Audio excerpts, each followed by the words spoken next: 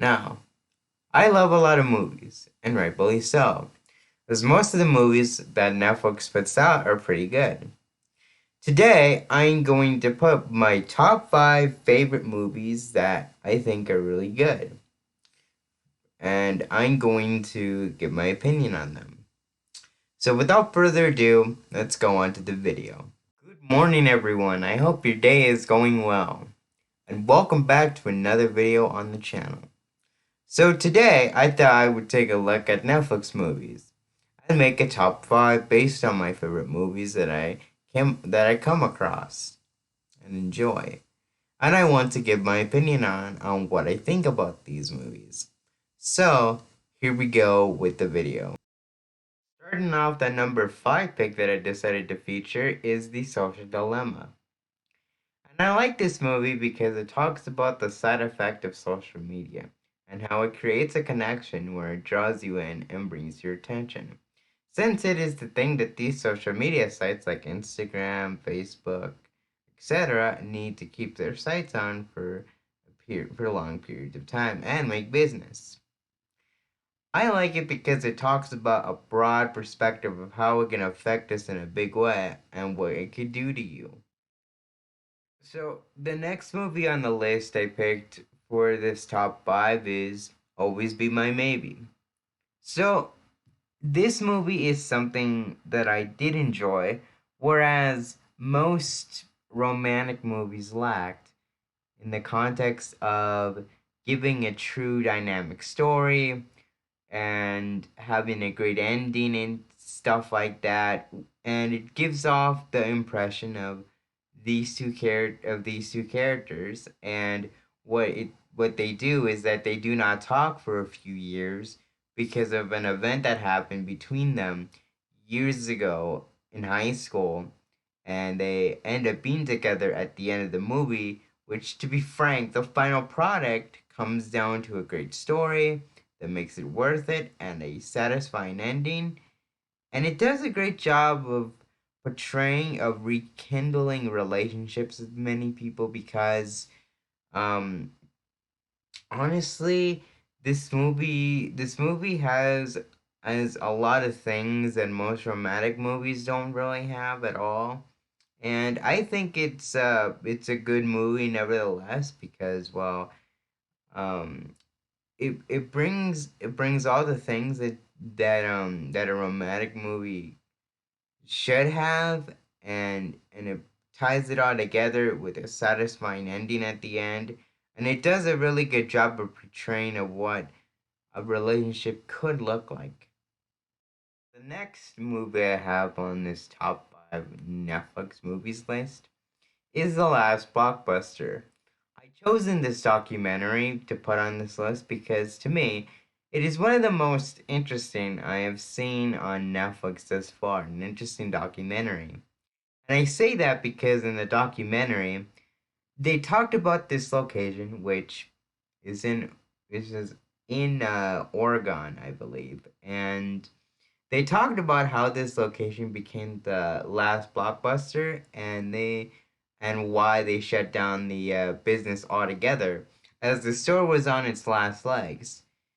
It is interesting for many things because you get a representation of why a company cease to exist, and why it goes to the ground, and why it is just failing at all. Like GameStop is gonna fail like every other like digital distribution is going around. So yeah, I could see that.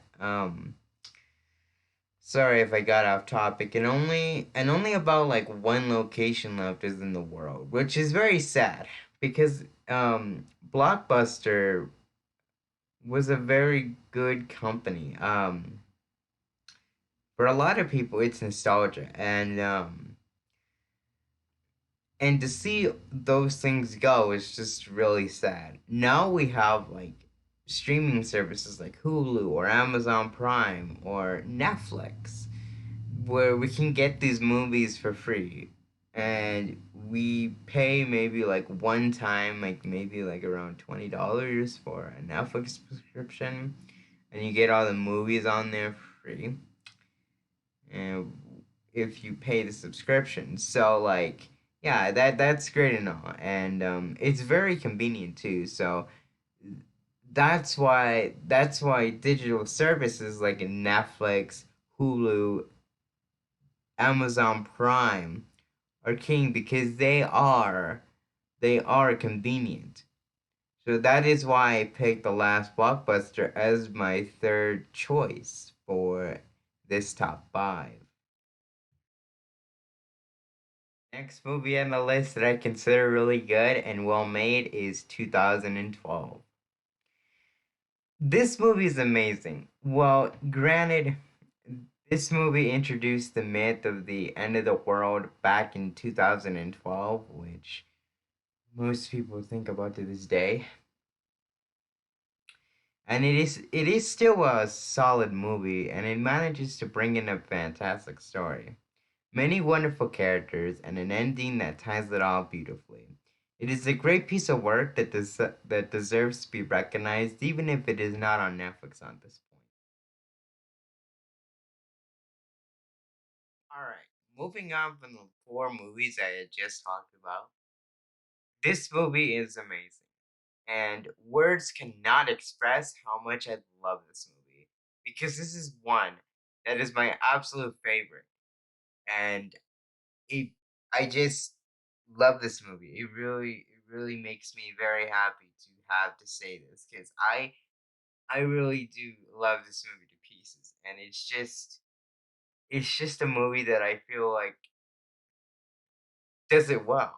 It does it well where other movies don't don't do don't do their part, which um yeah, I talked about Always Be My Maybe being a good movie, which is a romantic movie, but this one is a romantic movie, and this one was a good one.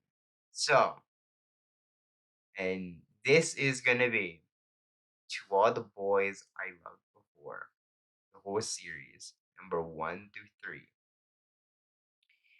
Words cannot express how much I love this series of movies. Because to me, in my words, to describe them, they are the definition of what teenage relationships are really like.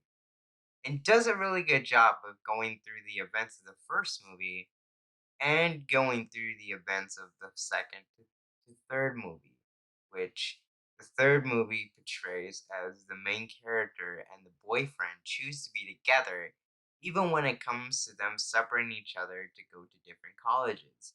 Which in the movie, they try to decide when if they're gonna stay together or not. They worry that they don't get to be together they because their relationship is long distance, which I could see that. And on the other hand, the main character and the boyfriend somehow make it work, which which that in the end is very successful, which is why I love this movie. And I do love the two other movies that go with it, which is the great series all in all.